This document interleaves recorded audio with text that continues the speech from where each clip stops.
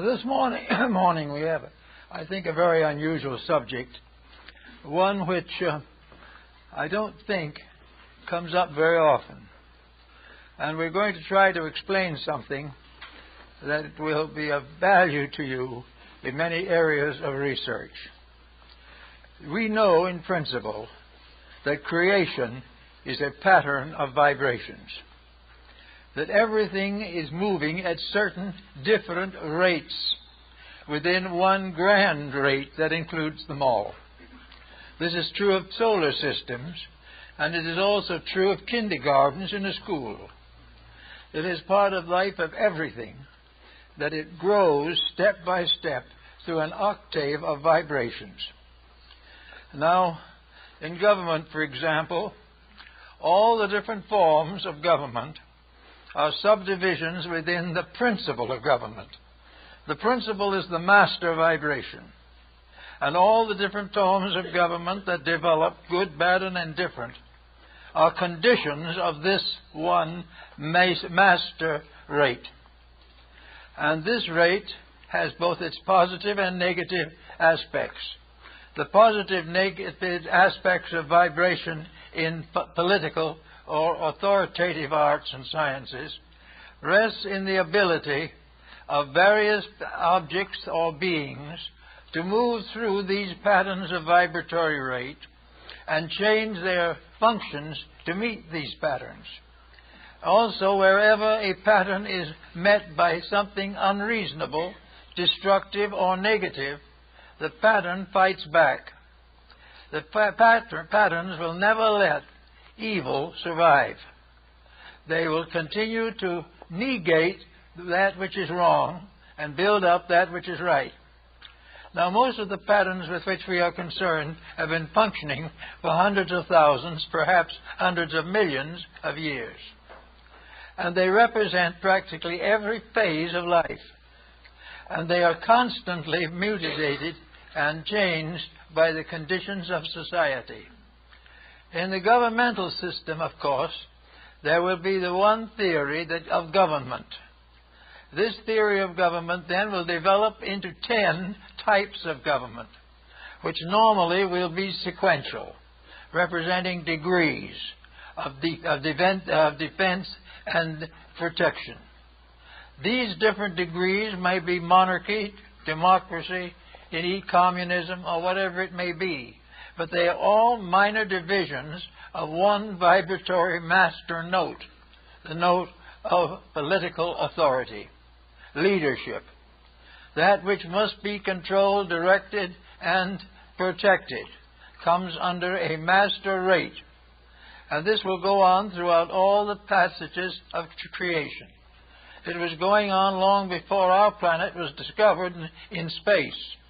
It will continue long after our planet is gone. For wherever government is necessary, it is reborn. The one master pattern comes back until it is fulfilled. And when it is complete and fulfilled, it means its impulses have perfected in manifestation, and it ceases or transfers to a next higher level of vibratory rate. Now, in dealing with the problems of religion, which of course is our primary interest, we have to recognize that religion is one master rate of vibration.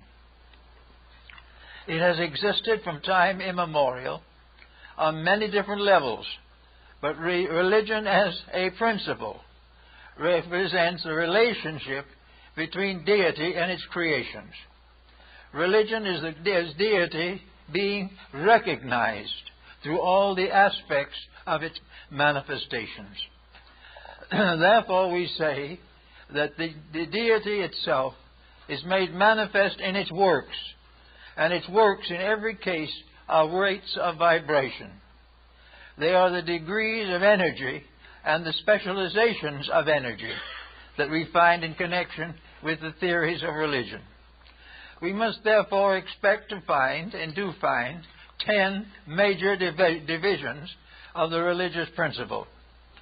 We find this represented through the religions of the world, those that have come and those that have gone. For the religion is growing up growing old and dying just like any other entity. And when it dies only because it is completed, that there is nothing left that it can add. At that time, the development of humanity passes to another level, and a new power takes over. Whenever a power is complete, a cycle is complete. Wherever an individual, through his religious affiliations, passes from one level of religion to another, this is a time of growth. The religions of the world are a ladder, and the individuals, living things, climb the rungs of this ladder gradually until they have mastered the mysteries of the faith. When they have mastered the whole key to religious manifestation, then religion as such is no longer applicable to them. It is not longer applicable because there is no possible way in which they can infringe upon the integrities of life. So we watch the development of religions, and we realize another interesting point that I think we should always manifest, namely that in all these cycles of vibration there is conflict. Religions are in conflict because of the attitudes of people. The religion itself is never in conflict with another religion. But its followers, having developed sectarian allegiances, become in conflict with all forms other than their own. So we have a great struggle in the world over religion. Religion itself is indivisible. It can never, under any conditions, be violated. But man, in his ignorance of the values of life, is constantly trying to change universal procedure. He is seeking desperately to make a new pattern of life according to his own fancy. And the more he fancies, the worse his pattern gets. It becomes inevitable, for instance, that all these different separate new creeds that spring up by human endeavor must find their place in the pattern of religion. They may be a novelty, they might be something brought back from old time. If they fit in, they go forward with the rest. If an old religion is revived, it is revived because it has been re-stimulated in principles and integrities. It then proceeds as before. And those types of religion which have never been improved gradually fade away. Now we know, for instance, that in our modern religious world, we've had a great deal of pain and sorrow in connection with the religious life of humanity. These tragic episodes have nothing to do with natural law. The pain is due to what the individual does to the law. The law is never vicious. The law never revenges. The law never hurts of itself. But individuals breaking the law hurt themselves. They come into unfortunate relationships with the vibratory rates which constitute integrity. And their own misdeed bring down upon them an adverse reflex from the law.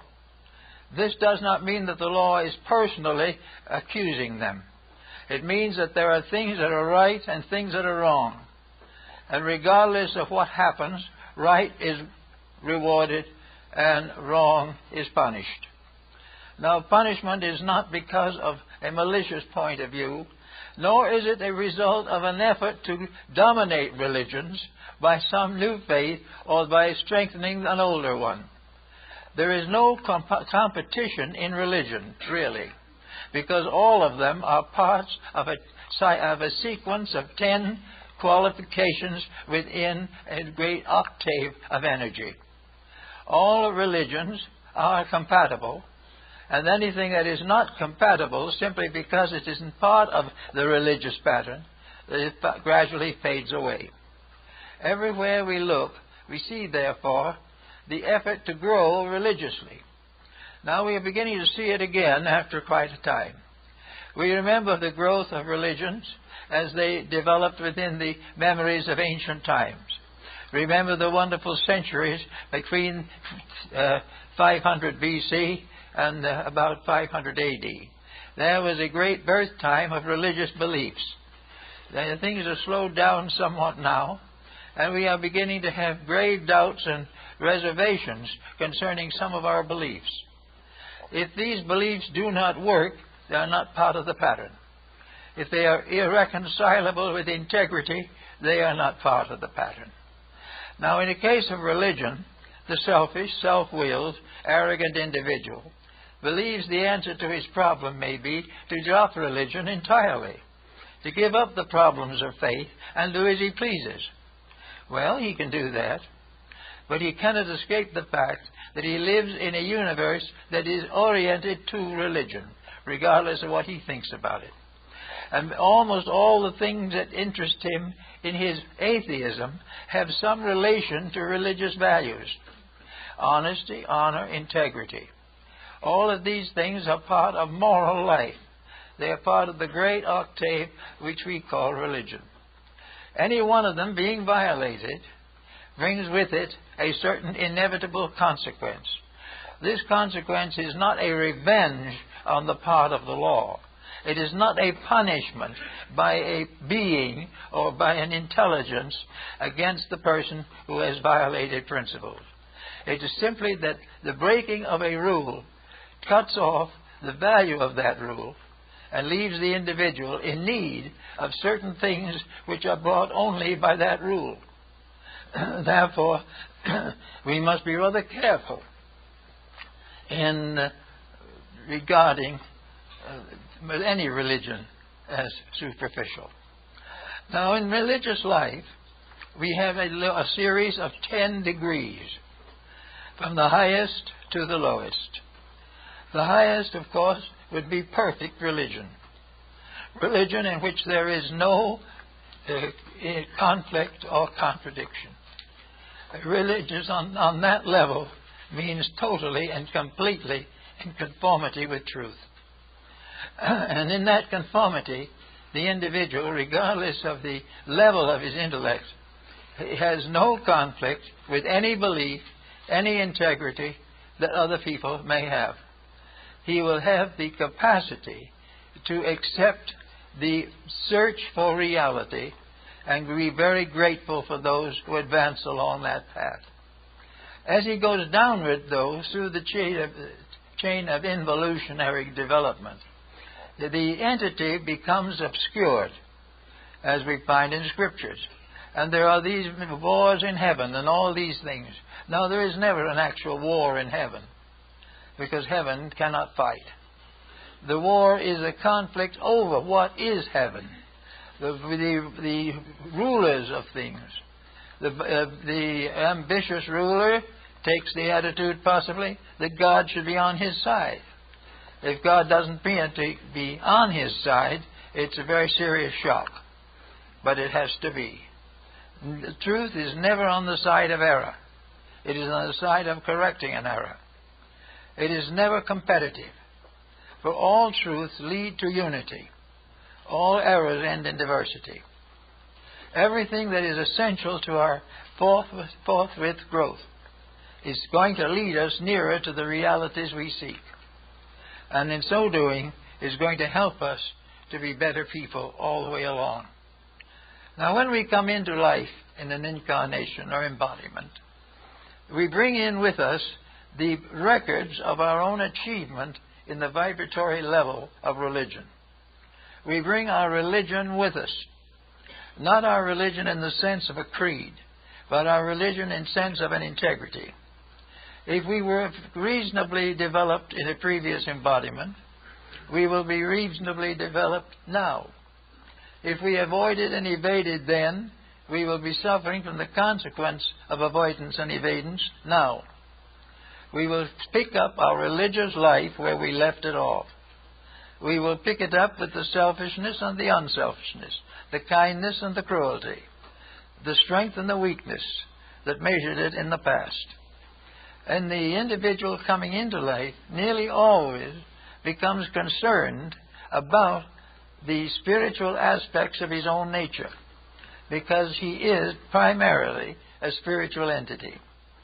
Therefore, all of his material actions are karmic to some degree. They represent need of further experience to prove moral or ethical integrity. The individual who breaks the rule and suffers is taught a lesson. If he does not learn the lesson, it is repeated. If he does not learn it in this life, he will repeat it in the next. He will complete a mistake until he wears it out. But he will never be subject to a personal hatred. He will never go into hellfire and damnation over it. He doesn't need to. He can be miserable enough simply living with himself. And in so doing, learning that he cannot accomplish certain misdeeds successfully.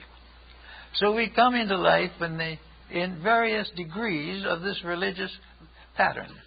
Assuming that there are 10 levels of religion, and that within these 10 levels there are 49 subdivisions, we realize that there's room for a large diversity of religious differences and opinions.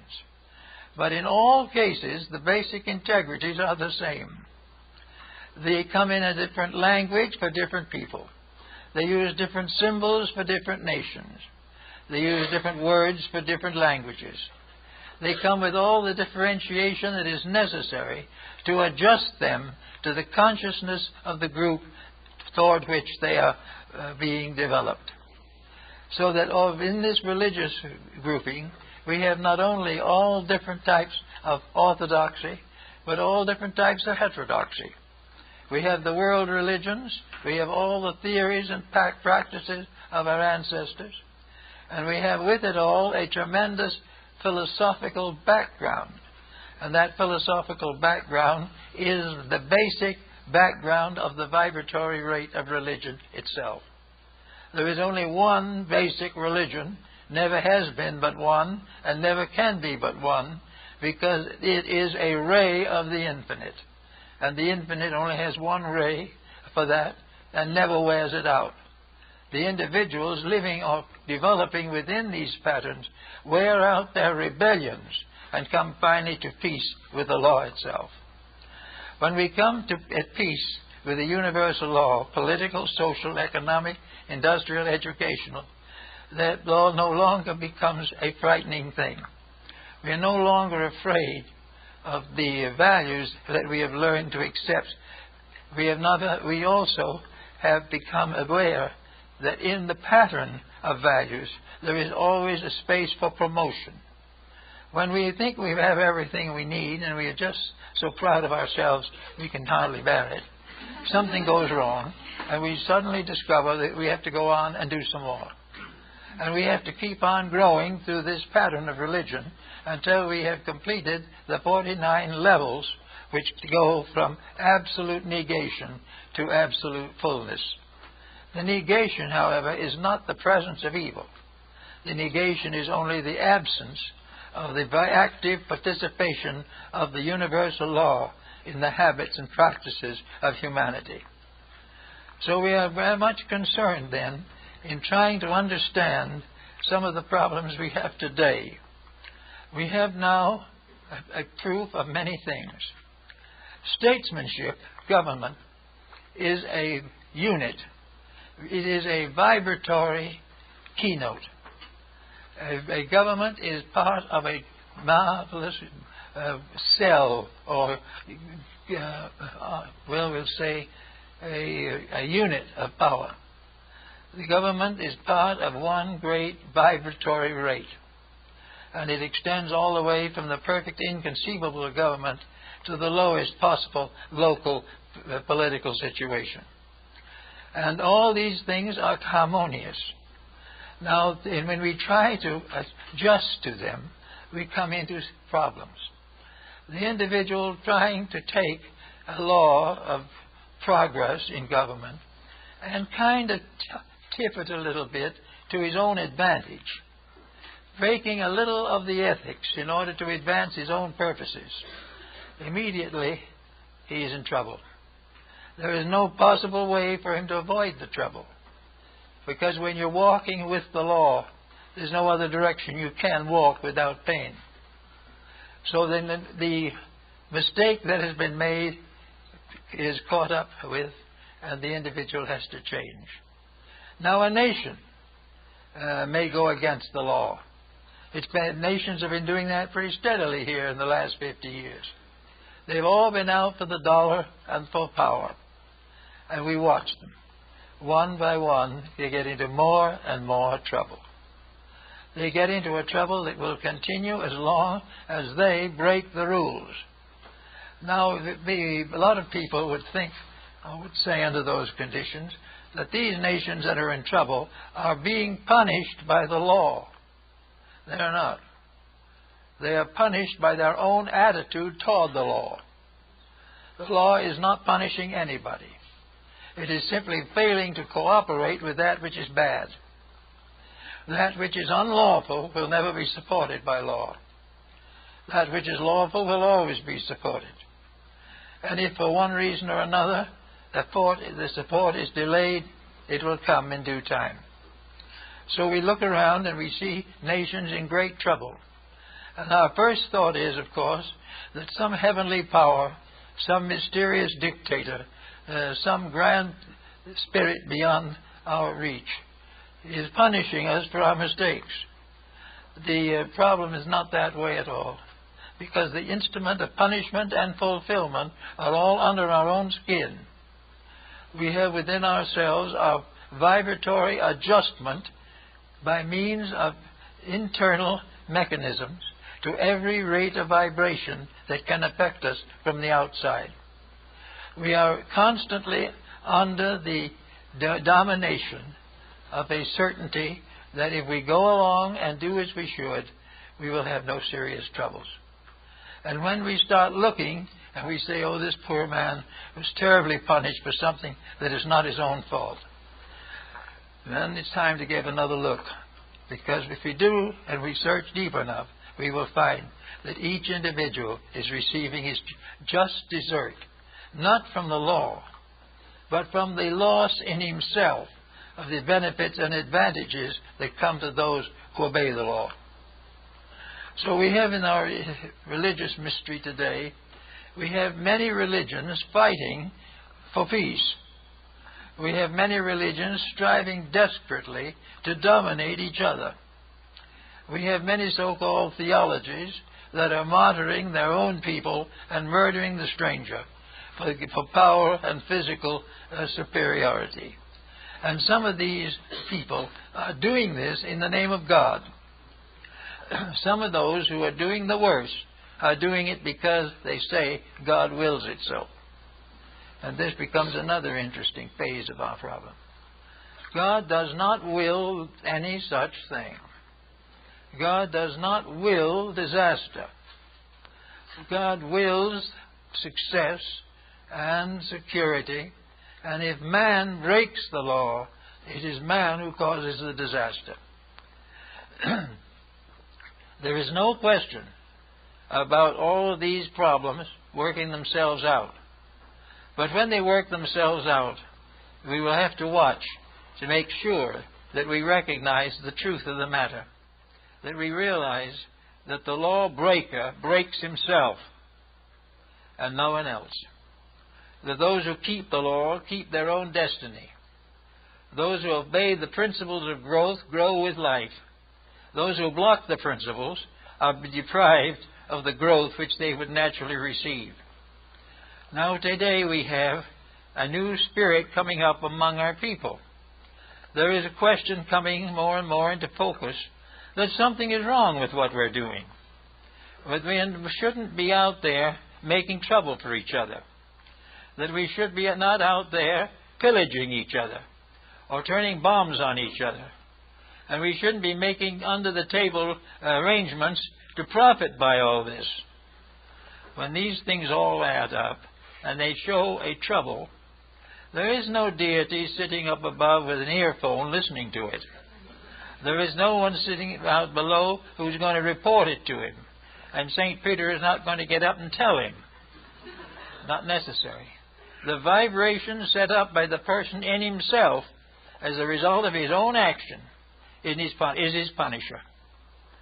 He thinks he can blame it on something, but the only answer is that it's his own fault.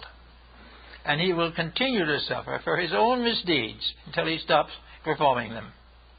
This is a point of view that most religious people do not have. And most religious people believe there is some kind of a punishment that is meted out to them because of their misdoings, or because what they are doing is not in harmony with the miseries of the day. It is not true at all. Everyone is in harmony with religion, and having made an adjustment, can go on with any faith. He does not need to change his faith. He does not need to do anything except live it. And all religions have as their final code something resembling the Ten Commandments or some Sermon on the Mount to give courage to them.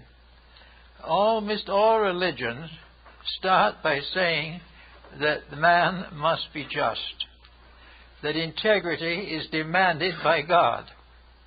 Well, it's not really demanded by God, but integrity is there. And those who keep it will be rewarded for keeping it. They will not be rewarded by a separate deity off somewhere. They will be rewarded because their own bodies grow more healthy, their minds become more clear, and their daily lives become more constructive. The reward that apparently comes from God comes from the simple performance of a right action. And all right actions will be rewarded, and all wrong actions will be punished by the action, not by an arbitrary deity. Everywhere we are working with a universe of life. We are floating in the midst of an infinite field of constructive energies that go on into the infinite future as they came out of the infinite past. Man as an entity has been fighting against this integrity for thousands of years. He has decided that it was the one thing that prevented him from amounting to something. If he could do exactly as he pleased and conquer the universe, then he'd be happy. But it isn't going to happen. Because if he conquered the universe, he could only do it by destroying the universe. And in destroying the universe, he would have to destroy himself. There is no way in which the individual who is not interested in integrity can hope for security, peace, or happiness. Now, it's wonderful to think of it out in space, where planets and stars and galaxies move about an invisible axis, which will be there forever, perhaps. That all seems very wonderful. But when we come down to the personal life of individuals, where it comes down to the recognition that each human being is a magnetic field in himself, he is a vibratory creature. And his vibratory creature is the support of his physical body. And where he portrays the body, he damages the support. When he portrays or disobeys the support of the inner life, he is in trouble. He must therefore always bear in mind that he is an energy field, and that somewhere along the line his energies match in with almost all of the major energies of space. He has an authority factor in his own nature, by means of which he attempts to establish a family or create a business. He has a political factor to elect or be elected to public office. He has a creative factor, which is going to help him to succeed in some personal field. He is going to be drawn to medicine, drawn to law, drawn to all the different phases by the integrities of his own energy field. His energy field, if it is protected and taken care of, will take care of him for his entire lifetime. But the moment he compromises that energy field will begin to fail him. Now that is what we have in politics today. We have too much corruption, and it is destroying the very purpose for which these laws were enforced. We are no longer thinking in terms of a just government. We are thinking in terms of profit and hoping to last until something falls on us. This is not a good philosophy, but it is coming. Now, there is no deity that is going to fight with us over it. If we want to do this, we will do it. But if we do what is wrong, there is no possible way, by any force we can conceive, to get away without misery. There is no way of winning the fight against truth. There is no way of being happy in a world that we are making miserable. And there is no way of being happy in a home that we are making miserable, or in the presence of children we are neglecting. Every time we break the rules, we destroy some of our own peace, some of our own integrity, and begin to burden ourselves with miseries which become difficult. Now, the planet itself is a magnetic field. And in the magnetic field of the planet, we have all the elements, all the animals, birds, flowers, everything you can think of that has gone to make up this Garden of Eden, which we were given as a reward for some previous growth. But we are not keeping the growth up very well. We are now finding that this garden is a great temptation. This garden is rich, and we might as well get rich off of it. This guardian, our garden, is bountiful of good. We might as well make advantage of every part of it. We might as well destroy its environment. We might as well destroy its natural resources. Because the main problem is to get what we can as quick as we can get it. It isn't going to work that way. Not because there's a deity to say you can't do it.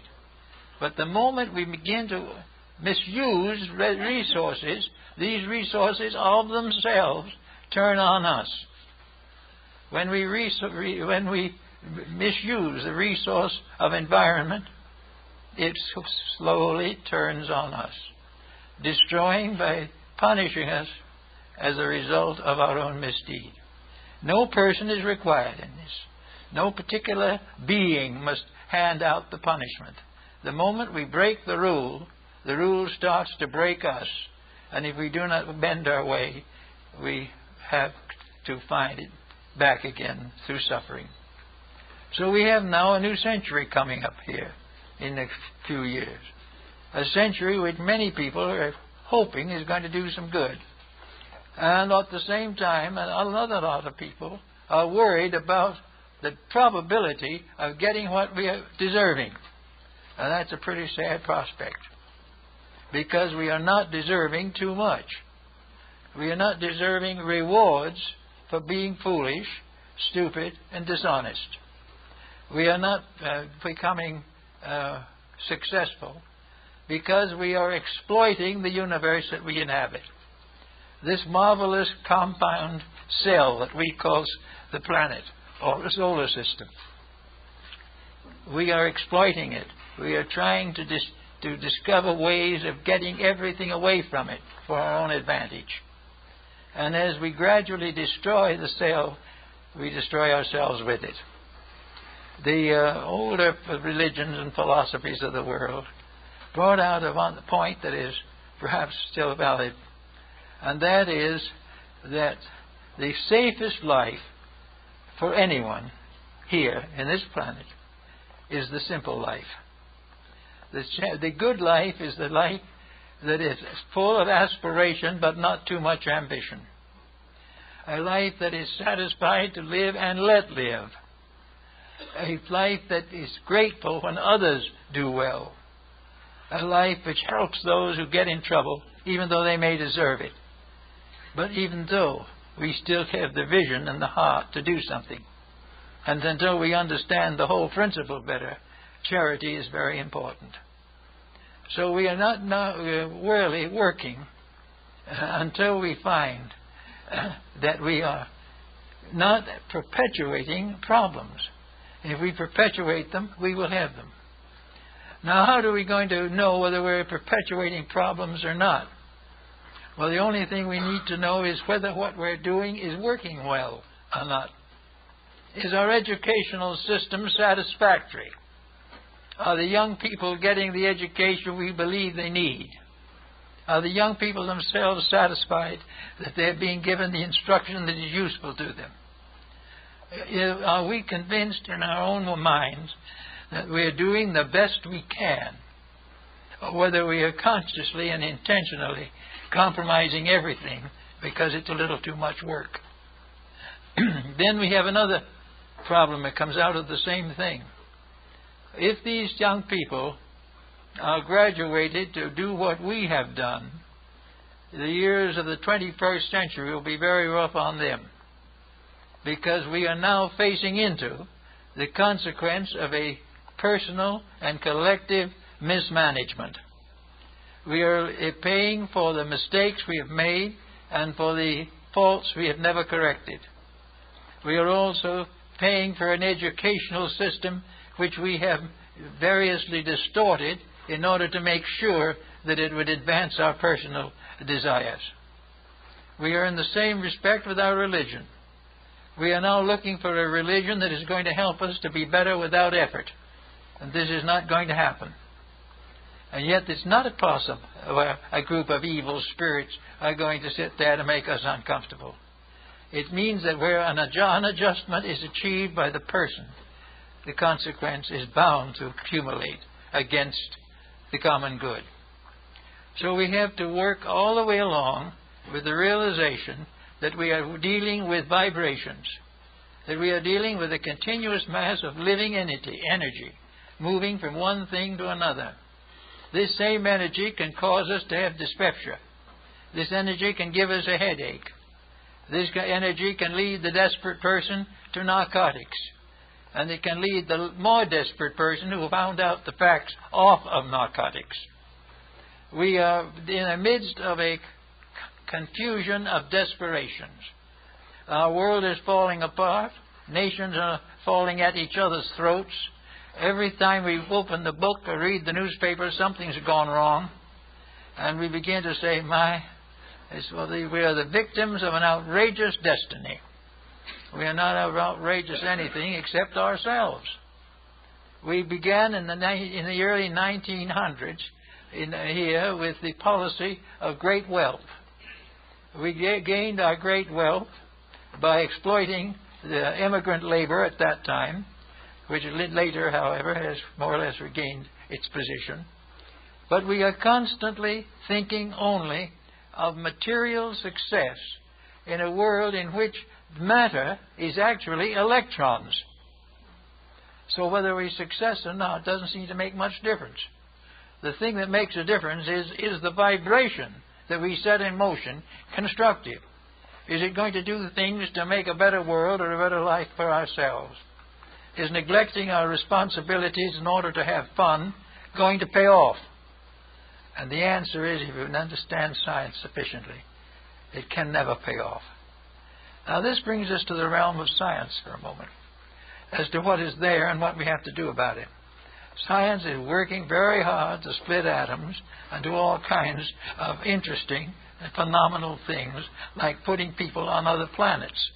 That's a part of a nice little game that science plays. But there are other things that are more important. It's very important for science to realize that the very world in which he functions is a world of infinite energy, and that the only thing that is proper to knowledge is to find out what that energy wants. Because if it was wise enough to create us in the first place, it can probably tell somebody who listens where we're going in the second place. If we are able to use science to solve the mysteries of our own ignorance, it could be a very wonderful thing. If we could use science not to produce more and more contraptions to confuse us, but to straighten out our thinking so that we know that 2 and 2 makes 4, instead of 2 and 2 making great fortunes somewhere. We need to have a clear line by means of which science, discovering the vibratory pattern of life, assists all things to keep that pattern, to obey those laws, and to fulfill the destiny which those laws and those principles have intended. There is no doubt in the world that the universe wants to have a happy existence. It wants to fulfill itself. It wants to have the success that comes with achieving what is necessary for security and peace. It wants us to learn to grow without suffering, learn to keep our tempers without being frustrated, learn to face the mature experiences of living without being subjected neurotic. The nature wants us to recognize that we grow because it is the law of existence. And if we grow happily, we are happy. If we grow fighting every step of the way, we are unhappy. If we have to decide between natural growth and television, we must learn to select natural growth. Television at the present time couldn't be much worse. They say it can be, we're just waiting. But the answer is that all this type of thing, hour after hour, waiting and sitting in front of a tube to watch things that have no meaning in the first place, or major proofs of what's wrong. And if the proofs of what's wrong, we're not going to accept that proof anyway. But we should be doing things to learn, to help, to create, to provide. We should learn to take the energy we have in life and make it earn a destiny that is suitable. By the right use of our potentials, we grow. If we use one energy wisely, we will have a second energy given to us. If we become master over our own dispositions on one level, we will have the strength to master them on another level. Growth is what is intended, and nature is perfectly happy for happy growth. It doesn't want miseries. But where every individual grudges everything he does right and considers ill-doing a vacation, we're going to have the same problem. But we are living in a universe of energies, absolutely impossible to violate. We are living in a situation in which we keep the rules and the rules keep us. Break the rules and the rules break us. There's no ifs, buts, and ands about it. There is no way of doing it wrong and being rewarded in happiness. So we have to look around and see what we can do. We're working with the school system. We're working with all these problems, but they're all being pointed towards the perpetuation of the present condition. There were little improvements here and there, a little better this and that, and perhaps something a little stronger in higher education. But for the substance of the thing, no change. The change is the thing that has to come, and the change is basic. We can put all the patches and all the postgraduate courses on that we want. We can build new devices, new machines, until the universe topples over from its own devices. But this will not do it. The answer is very simple. We will have to learn the simple facts of doing it right in the first place. We have to learn to use common sense and integrity. We have to use the virtues which our ancestors praised, even if they didn't keep them. We are certainly going to be forced in the next 25 years to decide whether we want to make our own mistakes and perish, or clear up our condition and survive. We are being given an opportunity for the best and most important improvement that is possible. We are in need of idealism. We will get it if we want it. We are in need of integrity. We will get it if we earn it. We can do all these things and meet the next generation, or the generations to come, with a clean slate and a clean world. We can recognize the fact that we can conserve resources, that we can control environment, that we do not need to poison the air, that we do not need to toxify all of our foods. These things are not necessary, but they represent little shortcuts to the ways of profit. And with these, we're going to have trouble as long as we have them. And we'll never be able to create a government strong enough to sustain us in our mistakes. It's not possible. And then when we realize that, then we'll stop making the mistakes and do it right in the first place. Now, in our little religious world that we are living in now, our own particular little world of hopes and ideals, we find a great interest coming up. A new world is breaking for integrity.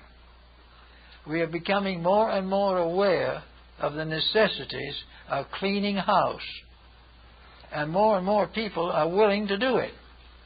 Little by little, the improvement of character is becoming something generally to be hoped for. And I've noticed in many publications that have been coming along recently, the new ideas in schooling, the new ideas in marketing, the new ideas in education. They are all working towards the solution. Now, not one of the ones I've talked with have been thinking of doing this for the sake of pleasing God. That was the old way.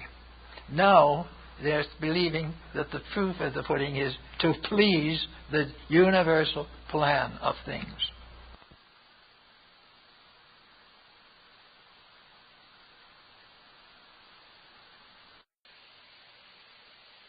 Well, many people will probably like to call the universal plan the will of God. And who shall say they're not right? Maybe it is. It well could be. But whatever it is an immutable principle against which we cannot survive without obedience. Therefore, the time has come definitely to watch these changes, to see how the tendency has altered. That now atheism is no longer very popular. Atheists are very quiet these days because they have no one who wants to listen to them. And they're having hard trouble believing it themselves. But in common case, they're coming around to realizing that a government is failing, that a world is getting more sick every day, and that nations that are hardly large enough to actually be counties are now independent states. And all these things, and everybody disliking everybody. Everybody waiting for someone to turn their back so we can grab what they have. This type of thing is beginning to be very sickening to a very large group of people. And this sickening is simply the evidence of having done it wrong. The sickening isn't being pointed out by the finger of God, but it is being pointed out by the history of our day, by the circumstances and the conditions. Now, we have also here quite a group of religious people. And they're in trouble also because religion up to now has been rather clannish. It has never been liberal or broad in its consequences. Religions have been at war with each other since the dawn of time. We have wars and various difficulties. We've had persecutions and massacres in which, in the name of God, we have been murdering our friends and relatives for ages. So the religion is this type of thing is not a success. But the possibility is there that all religions are minor divisions of one grand octave, the spiritual self, the spiritual unity. That all the religions have the same source of life, the same means of sustaining life, and the same obligations. Now, why we should constantly try to discredit other people's beliefs is a little difficult to understand, especially as we're doing nothing with our own. But the truth of the whole situation is that one of our great problems has been the Spanish Inquisition, has been the various tyrannies in the name of religion, which has proved to us conclusively that that is not the answer. And in this particular time, religion itself is changing. Religion is recognizing that it is a natural destiny, that its essential purpose is to help, not to convert, and that there is no need to convert anyone who is living in harmony with a constructive spiritual integrity. There is no need to convert a Buddhist, no need to convert a Parsi. The only need to convert ourselves when we claim to be something and don't live it, where we refuse and deny the problems of our own daily integrities. In those areas we need to get some assistance. We do not need, however, to ever think that we can do it by simply changing a faith, because the faith is part of a level, We will say, for instance, that there are 10 levels of religious integrity. There's some small native people out on the summit of things are in the lower grade. They have their witch doctors and their various seers and chieftains, and they live a very simple life. Their whole philosophy was, as it was with the wandering tribes of American Indians, be friendly, trust your visitor, and help whenever there is trouble. This was enough. So we go on up over through all these different levels of religion. We find the glories of Buddhism, the wonderful ideals and hopes of Zoroastrian philosophy. We learn the wisdom of the Greeks, the wisdom of the Latins. And we say to ourselves, why, as our neighbors say now, that these religions died because they were not strong enough to live. We lost the Greeks because they weren't strong enough to live. We lost the Egyptians because they were not strong enough to survive. They developed too many iniquities. But the truth is the entire opposite. We lost Egyptians because they were overcome by militant destroyers. They didn't die because of weakness. They died of assassination. They died when the Greeks died, when the Romans came in, and the Roman Greeks died when the Muslims came in. And the Muslims summed it up very simply. If it's in the Koran, we've got it already, and if it isn't in the Koran, we don't want it, burn it. This is not the sign that Egypt failed. It was a proof of inability of a single unit to survive the pressures of the rest. We do the same thing in our Christian life. The wars of Christianity, the Crusades, one after another, the Child Crusades, in which thousands of infants went out and died in the desert. All these things are not because of God, are not because of evil beyond the guardians of Gog and Magog. These difficulties are due simply to the fact that we don't accept the fundamental fact that it is our business to clean this up, and it is not the business of heaven to receive our prayers and petitions, but to roll up our own sleeves and see that it doesn't happen again. And we have the same with wars all over. One group is down, it has to be democratic, and the other group is democratic and doesn't like the Democrats. Everything is different. Everything is confused. A man gets up and someone contradicts him before he says anything. And this is all presumed to be inevitable and nothing you can do about it. The fact it is not inevitable. And the real reason that nothing gets done about it is because people are not honorable, not honest, not fair, and not good-hearted.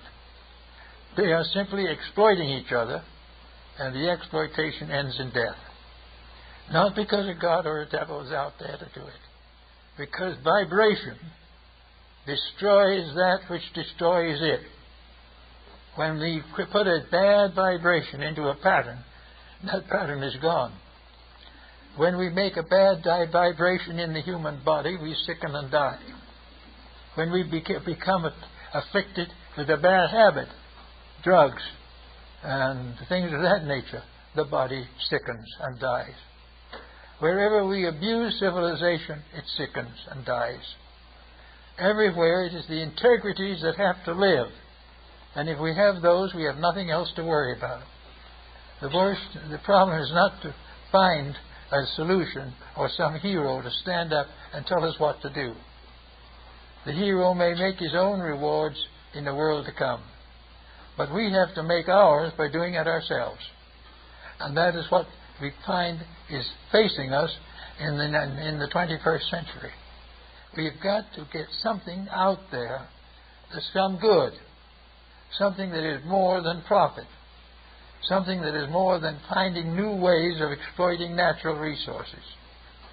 We've got to find ways of ending war, and we've got to find ways of bringing people to the realization that we live in an honest universe And the only way we can live in it well is be honest ourselves. The day of the corrupt leaderships of the past, which we can read in any encyclopedia or in any history. The leaderships of tyranny, the leaderships of corruption, the leaderships of mass murder. All of these things have brought us where we are because we deserve to be there. But it's perfectly possible to change it. There is nothing about evil that good cannot remedy. There is nothing about the problems of the moment that wisdom cannot solve, if that wisdom is intelligent and constructive. Now we want to set up great systems to fight this corruption. We want to have special ways of doing it and make a great ado about it all. It's not that difficult. We don't need new courses on all this. We simply need basic intelligence. We need to take the courses we already have and put soul back into them. Because what the whole educational system, the political system and the industrial system have lost their souls. They've lost their contact with the infinite good. And this infinite good is not necessarily a person. It is an energy, a principle, a vibration, something that has arisen in space long before our time. Where it came from, we do not know, but we are affirmed and tend to consider that whatever it is a sovereign good, and we can call that sovereign God, and we will not be far from the truth. For the infinite principle of good is worshipped by philosophy under the symbolism of God. But God is the one thing that nothing can pervert, nothing can injure, nothing can corrupt. Therefore, to stay on that side of the fence is to stay with security to the end of time. The days of corruption are numbered because we haven't the resources to preserve them. And the time now is very near, and we're going to have to live ethically if we want to survive. And we do want to survive, and we will survive. But we would like to do this rather pleasantly. We would like to survive rather cheerfully, so that our children and their children will have a pleasant world to live in. We would like to work in a way in which there won't be any more wars because there'll be no reason for them. We would like to have food for everyone instead of wasting it. We would like to have better living conditions instead of using almost all of our resources for weaponry. Quiet, simple people, ordinary people, working quietly together can do what the giants have never been able to do. Give us a world worth living in. And as we do that, we climb up this stand of the vibrations, and we find that there's a vibration within our own bodies for each of these levels. Each of these levels reacts into us because we are all planets. We are all solar systems. Small ones, yes, but the same general principle. And we can make the same corrections in ourselves that result from a wise viewpoint in larger matters. We can become peace-loving in our own natures. We can forgive our enemies and we won't have them anymore. We can be unselfish and we can get away from a competitive arrogance in which we try to outwit and out-wisdom everybody else. The problem is not to do these things at all, just to daily keep the rules. Keep the rules that created us. Keep the destiny which confronts us. Continue to go on to do what is right and what we know should be done until it is done correctly. That will give us the new start and a new foundation for a better life than we've ever known here. There is no reason why a people as intelligent as the modern world cannot reorganize itself to keep harmony with the rules of its own salvation. We know these rules exist. We see people falling under them and trying to crawl out again. We see all these things failing from lack of integrity. But it hasn't occurred to us to try to improve the integrity. What we have tried to do is to find new ways of bolstering up our corruptions. It can't be done. We might as well get used to the idea and set to work to use the truths we know and the principles that we are learning to understand to become useful and become a help to our own kind. The more we do that is right, the better the future will be, and we will come into the new century with hope and understanding. Thank you.